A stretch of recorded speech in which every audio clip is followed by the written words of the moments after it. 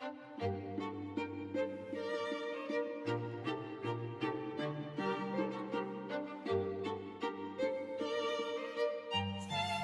good thing comes from the learned people, and with PD you reverse it because oftentimes it's ordinary people who have solution. I mean, it's the most democratic thing you could do. You know, the voice of the people. And the idea that ordinary people have something to say and something to contribute and they should be listened to. What we, I think, and Jerry thought the same way, was a bit different, is a level, first of all, of the community ownership in the processes. That is a leap of trust and confidence in the people. Who discovers the solution? You know, it's the self-discovery process versus having people discover and then tell others.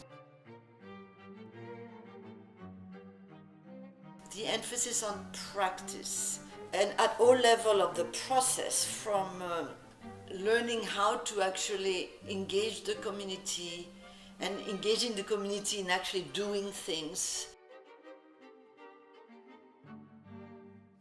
The facilitator belongs to an organization which has a lot of expertise. Again, saying, well, we'll teach people. We have to refrain from that. There will be teaching going on, there will be transfer of knowledge from the outside to inside, but the focus on the practice of what was discovered inside versus thinking of the educational package. The focus on, in the behavior and social change, is the focus on the social proof that the self-discovery implies, that there is somebody just like me who is doing this, so I can do this. Again, the emphasis on practice. Part of the principle is the way the role of the outsider or the facilitator.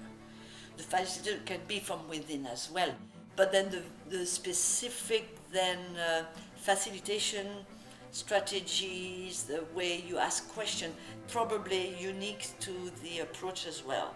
It's a privilege to be engaged in this process with people, and as you get to know the community ownership is always present all the time.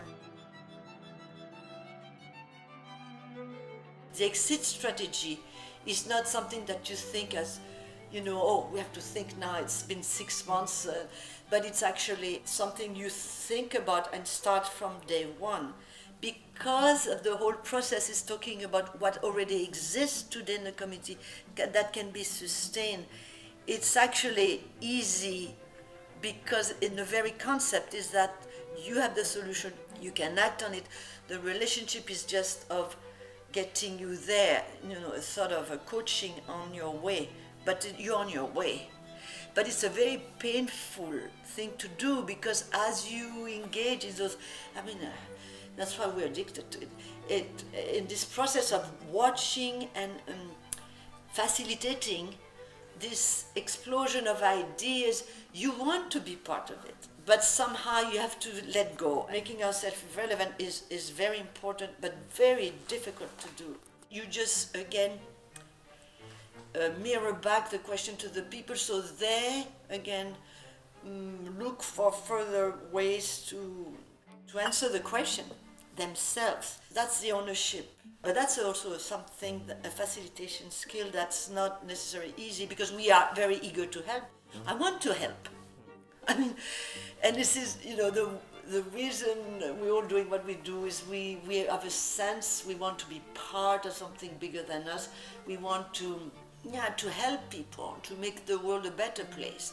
But with this approach, actually, to make a better place, to go back to what you were asking me about, you have to make yourself irrelevant and not create a dependency.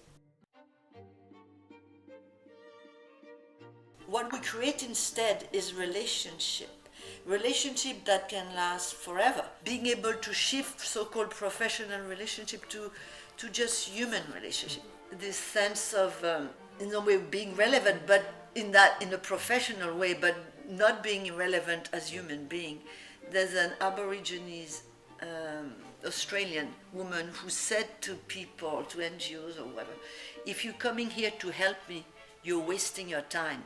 But if your liberation is linked to mine, let us begin. So we can work together, but we have to move because there's something more than just the work at hand or the issue at hand. It's our relationship as human beings.